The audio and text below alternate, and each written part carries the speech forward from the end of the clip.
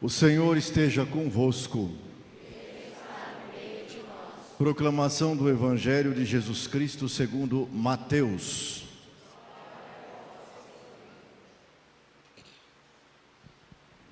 Naquele tempo, disse Jesus a seus discípulos esta parábola: O reino dos céus é como a história das 10 jovens que pegaram suas lâmpadas de óleo e saíram ao encontro do noivo.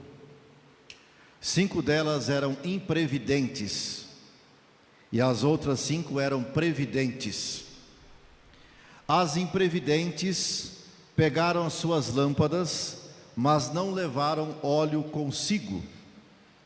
As previdentes, porém, levaram vasilhas com óleo junto com as lâmpadas. O noivo estava demorando e todas elas acabaram cochilando e dormindo. No meio da noite ouviu-se um grito: O noivo está chegando, ide ao seu encontro. Então as 10 jovens se levantaram e prepararam as lâmpadas. As imprevidentes disseram às previdentes: Dai-nos um pouco de óleo, porque nossas lâmpadas estão se apagando. As previdentes responderam: De modo nenhum, porque o óleo pode ser insuficiente para nós e para vós. É melhor irdes comprar dos vendedores. Enquanto elas foram comprar óleo, o noivo chegou. E as que estavam preparadas entraram com ele para a festa de casamento. E a porta se fechou. Por fim chegaram também as outras jovens e disseram: Senhor, Senhor, abre-nos a porta. Ele, porém, respondeu: Em verdade eu vos digo, não vos conheço. Portanto, ficai vigiando, pois não sabeis qual será o dia e nem a hora. Palavra da salvação.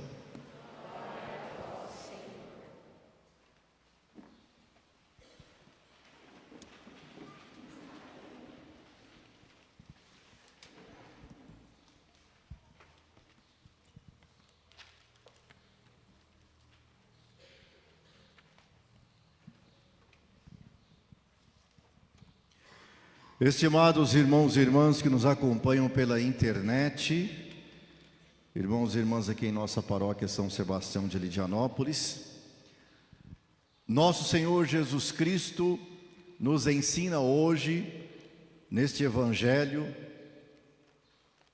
como alcançar a vida eterna.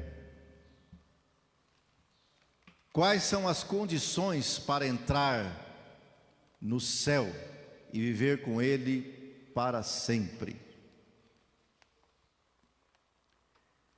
Ele conta para os discípulos a história das 10 jovens. 5 eram prudentes, ou seja, previdentes, e 5 eram imprevidentes. Santo Hilário de Poitiers, doutor da igreja dos primeiros séculos, ele diz que as imprevidentes e as previdentes significam os fiéis e os infiéis na igreja. Ou seja, as previdentes são as pessoas fiéis a Deus e as imprevidentes são as infiéis. Já São Gregório Magno, que foi Papa, ele também doutor da igreja, classifica as previdentes e as imprevidentes como os maus e os bons misturados na igreja.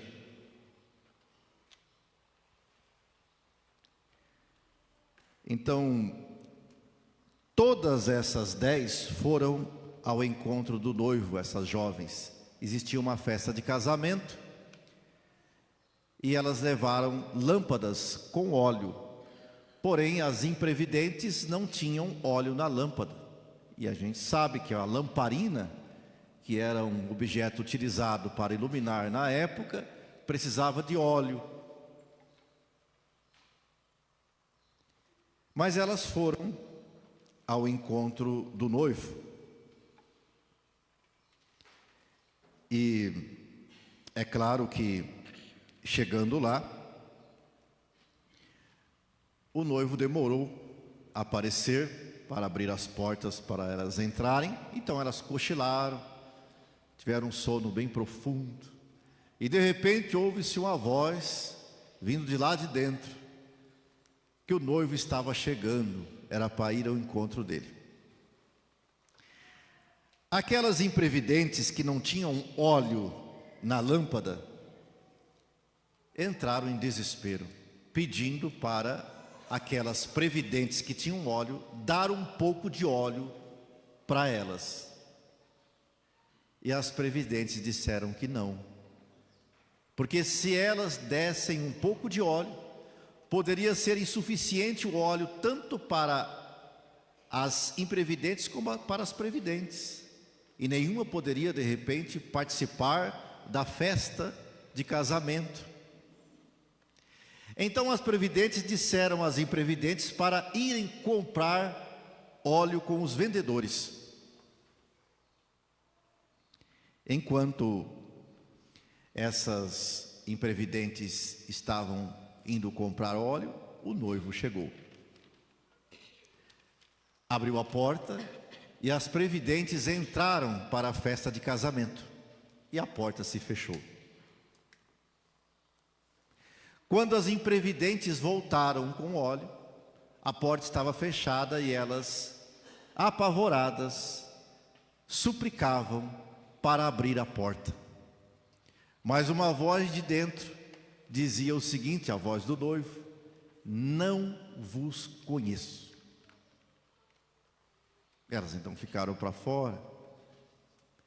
E nosso Senhor conclui essa história dizendo o seguinte: que não sabemos o dia e nem a hora em que o noivo irá chegar. Meus irmãos e minhas irmãs, o noivo aqui é Jesus.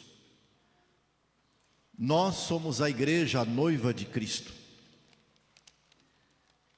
Jesus é o maior amor da nossa vida. Ele deu a vida sendo crucificado por nós na cruz. Derramou o seu sangue, doou o seu corpo. Essa é a maior prova de amor. E nós sempre temos o trato de amizade com Ele, que sabemos que nos ama, como dizia Santa Teresa de Ávila, do século XVI. Por isso, vamos estar sempre indo em busca deste noivo, aqui nesta terra,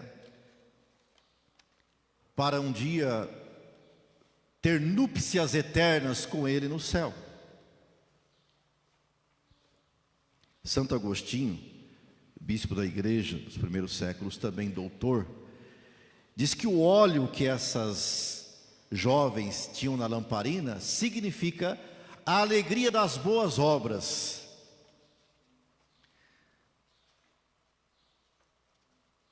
Quer dizer que não basta a fé, mas é preciso também as obras para entrar no céu.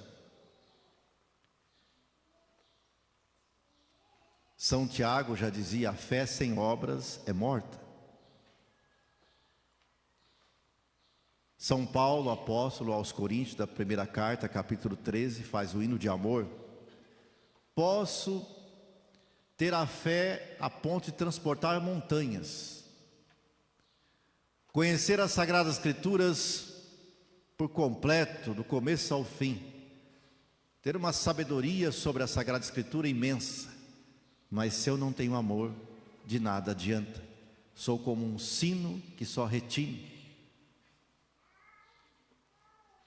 O amor tudo suporta, o amor é compassivo, não guarda rancor. Aqui é o amor ágape, do grego significa o amor oblativo, de doação. As jovens, tanto as previdentes quanto as imprevidentes, acreditavam no noivo. Tanto que todas elas foram para a festa de casamento, acreditavam no convite do noivo.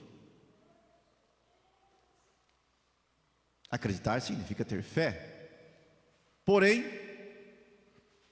as 5 previdentes tinham obras, ou seja, o óleo significava a alegria das boas obras que elas tinham feito, e as imprevidentes não tinham óleo, então não tinham obras. E quais são as obras para nós entrarmos no céu? As obras que são divididas em obras de misericórdia corporais e espirituais, como nós sabemos. Dar de comer a quem tem fome, dar de beber a quem tem sede, vestir os nus, dar pousada aos peregrinos, visitar os doentes e encarcerados, ensinar os ignorantes, rezar pelos mortos, dar bom conselho. E nós, meus irmãos e minhas irmãs, devemos entender isso, que para entrar no céu, no reino dos céus, é preciso ter a fé e também as obras.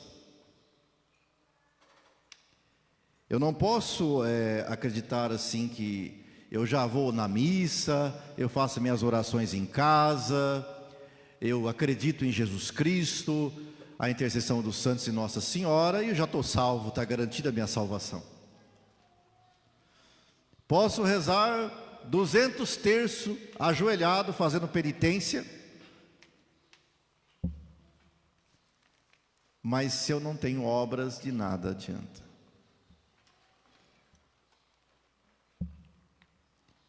Nós não vivemos sós.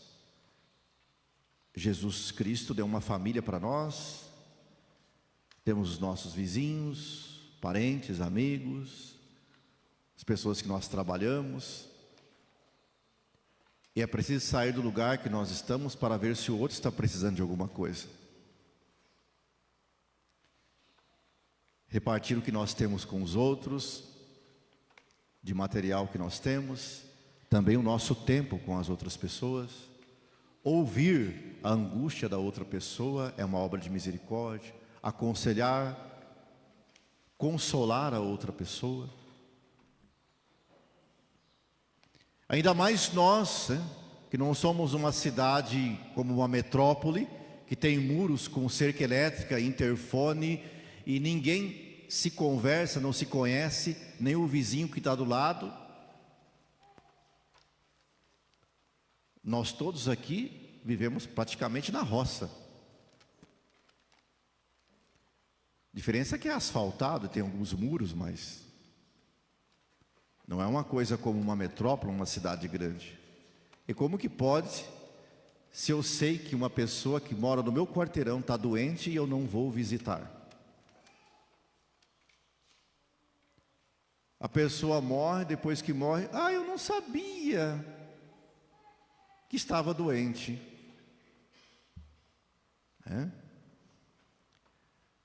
A pessoa está precisando de alguma coisa, de um remédio, e tem que ficar indo em prefeitura pedir ajuda, porque não tem um vizinho que se preocupa e conversa, perguntar se está precisando de alguma coisa. A pessoa tem que ir em prefeitura pedir cesta básica, porque não tem ninguém que está reconhecendo que aquela pessoa pode estar precisando de alguma coisa. Mas sempre pode ter uma desculpa, né? É vagabundo. As crianças não têm culpa de ficar sem comer, porque os pais usam, talvez, da Bolsa Família, algum outro dinheiro para beber, ou para gastar com coisa errada. As crianças precisam comer. Elas não têm culpa de nascer numa família onde os pais são irresponsáveis. Caso de pessoas também doentes, que não podem trabalhar e vivem mendigando o emprego para ver se consegue se manter, se sustentar. Não, cada um se vira, cada um para si, Deus por todos. Isso não é a mentalidade que tem que ter no coração de quem segue Jesus Cristo. Principalmente nós, que muitos de nós viemos de pais e avós que viveram uma vida dura na roça. Não existia água encanada, luz elétrica, carro muito difícil, e as pessoas se ajudavam. Ficava alguém doente, todo mundo ia lá ver, estava precisando de alguma coisa. As chamadas assim, pode dizer, colônias, né? Morava todo mundo perto. Não terminava, a pessoa não conseguia terminar de colher o feijão, o outro ia lá ajudar ela a colher o feijão. Morria alguém da família, ia lá perguntar se estava precisando de alguma coisa. Cadê isso? Acabou? Por que acabou? Então isso não pode acontecer com quem segue Jesus Cristo. Está disposto a servir. Então, São João Crisóstomo, doutor da igreja, ele diz que as jovens previdentes não dão um pouco de óleo às imprevidentes, sabe por quê? Porque nós não vamos entrar no reino dos céus com as obras dos outros, é com as nossas mesmas. Tem como o outro fazer a minha parte? A minha parte é eu que tenho que fazer. Ah, tá aqui, ó, faz lá para mim. Não, você vai fazer. Você vai até a outra pessoa. Pedir para alguém ir até o outro é fácil, né? É cômodo. Eu ir até o outro, eu gastar tempo com a outra pessoa, se preocupar com a outra pessoa. Então, por isso que as previdentes não deram um pouco de óleo para as imprevidentes. Porque para entrar lá na festa de casamento, precisa cada um ter o seu óleo, fazer a sua parte. Tem que estar preparado, sua parte pronta. Esperar que o outro faça para mim. Bom, eu não me preparo, deixa no fim de tudo, eu vou pedir ajuda de alguém. Como assim? E sobre a maneira que as imprevidentes foram tratadas pelo noivo, de forma severa. Imagina, elas disseram assim: abre-nos a porta. Olha a resposta do noivo: não vos conheço. É muito forte.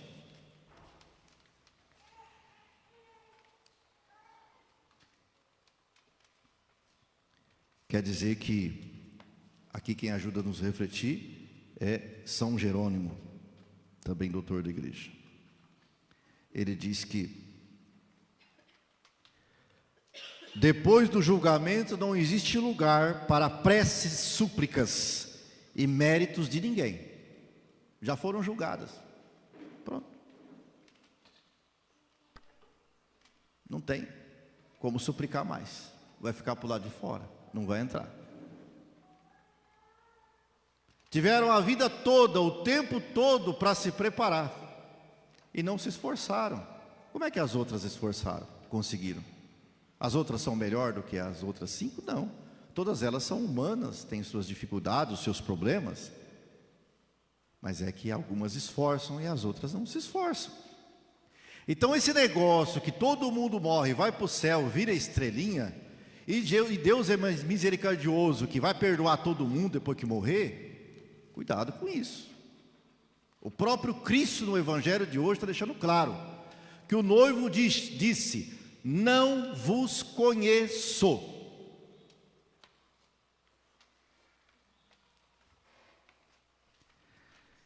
Então, meus irmãos e minhas irmãs, duas comparações eu gostaria de fazer aqui convosco a respeito desta história das previdentes e imprevidentes e da conclusão de nosso Senhor,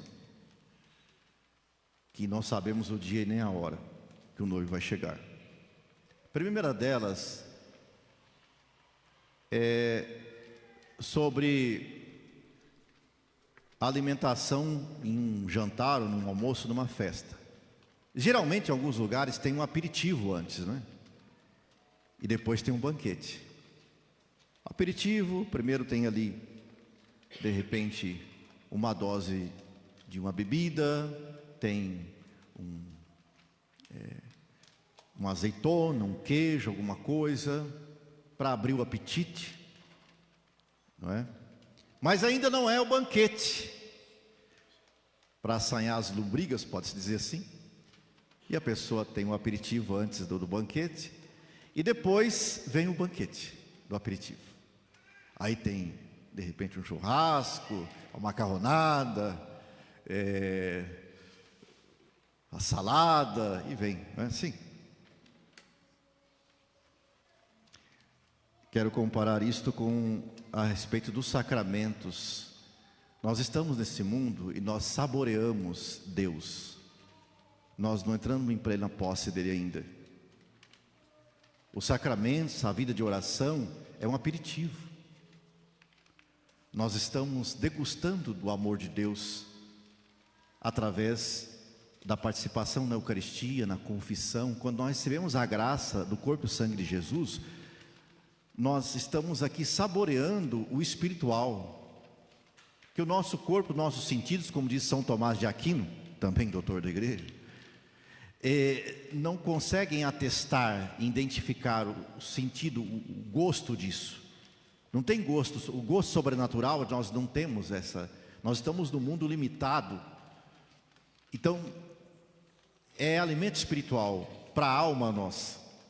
Mesma coisa a confissão, a gente recebe a absolvição na confissão, é um aperitivo, é um saborear Deus, é sair aliviado do amor de Deus, da sua bênção, do seu perdão.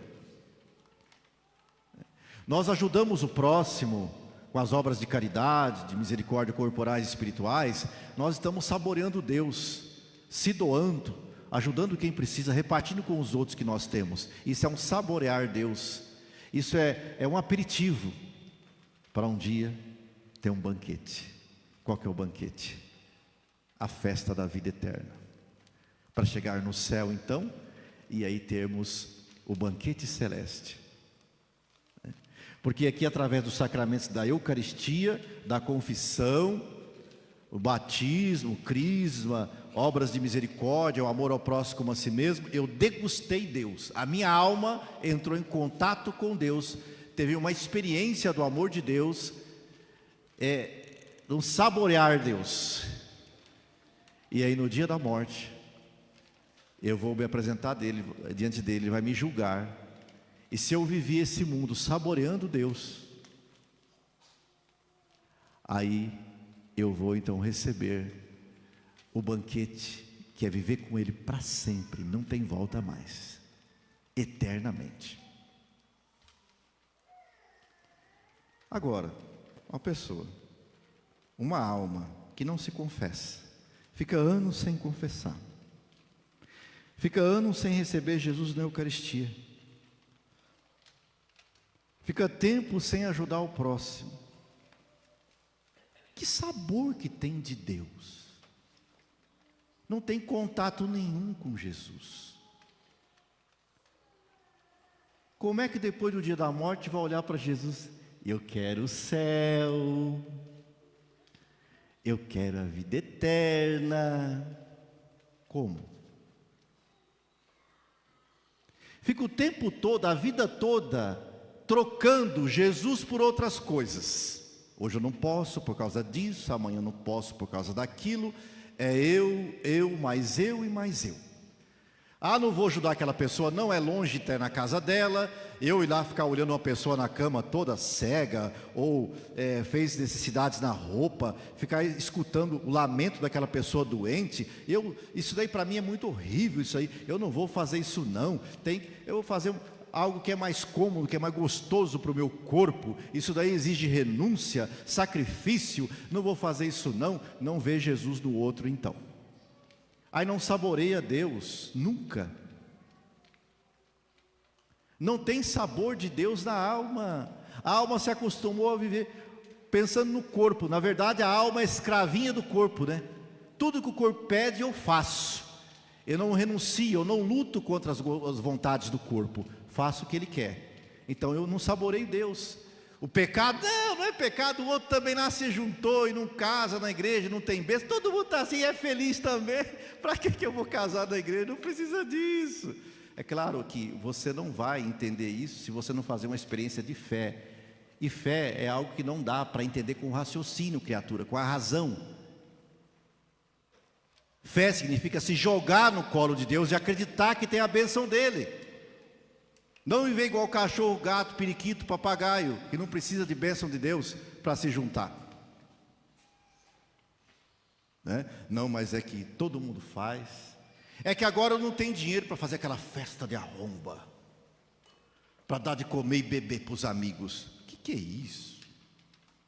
E a sua alma vai ficar sem saborear a Deus, porque você tem que dar comida e bebida para os outros. É isso. Jesus diz: não sabeis o dia e a hora em que o noivo vai chegar. Eu sei o dia que eu vou morrer. Eu sei se Jesus vem uma segunda vez aí, com esses sinais que tem tanto aí, tantas coisas tristes acontecendo, dentro da própria igreja, divisões que Nossa Senhora tem manifestado, tem revelado, está acontecendo. E se Jesus vem uma segunda vez, e daí? Como é que fica? Não, mas eu estou feliz assim. O fulano lá é feliz, eu também sou. O ciclano, já está bom demais. Olha que eu tenho carro, casa, eu tenho dinheiro bom. A gente se dá bem dentro de casa, está tudo uma maravilha. Está bom demais. Pois é, você não recebe Eucaristia, não recebe confissão. Como é que fica? Corpo e o sangue de Jesus, alma e divindade eu não recebo. A cidade de Dianópolis é a única cidade que tem na cidade de Dianópolis, o único lugar que tem o corpo, sangue, alma e divindade de Jesus e Cristo é ali, ó, não tem outro lugar. Nós somos a única igreja católica nessa cidade, somos a melhor igreja católica de Dianópolis, só tem nós, né? Eu sou o melhor padre, só tem eu.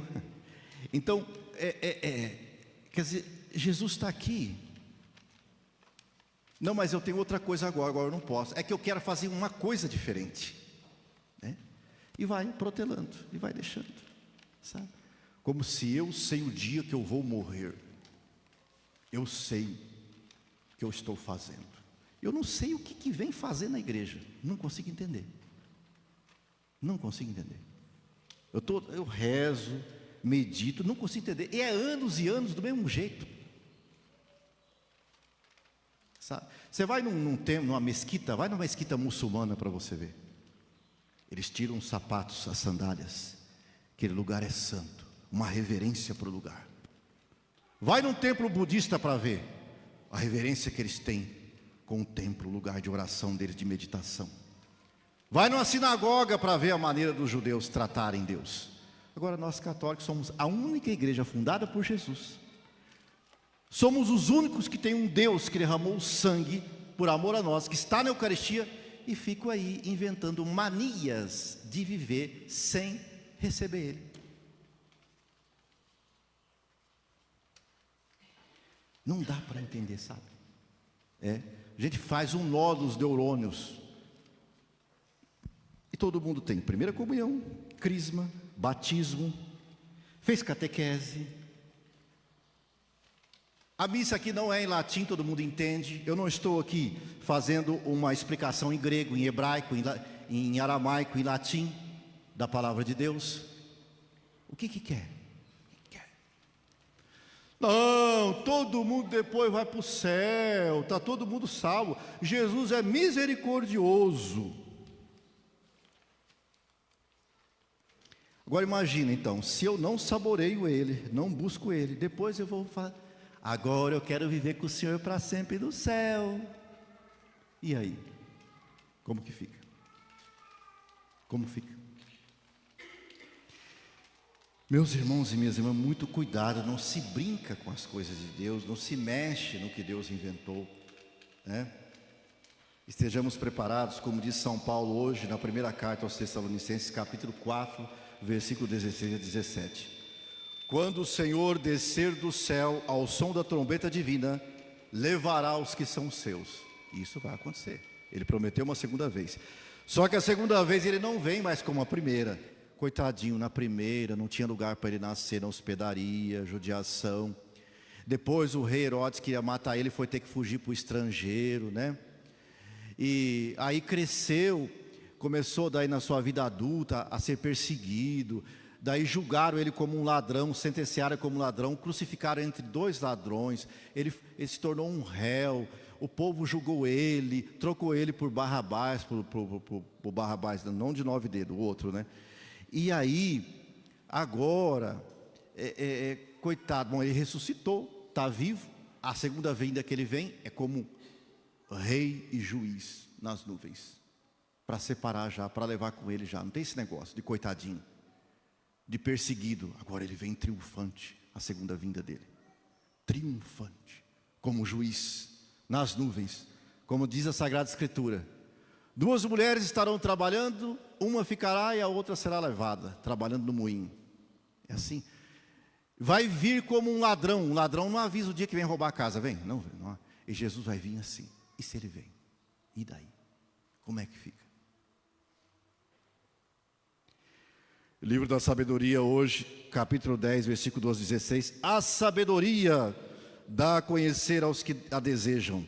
Quem por ela madruga não se cansa.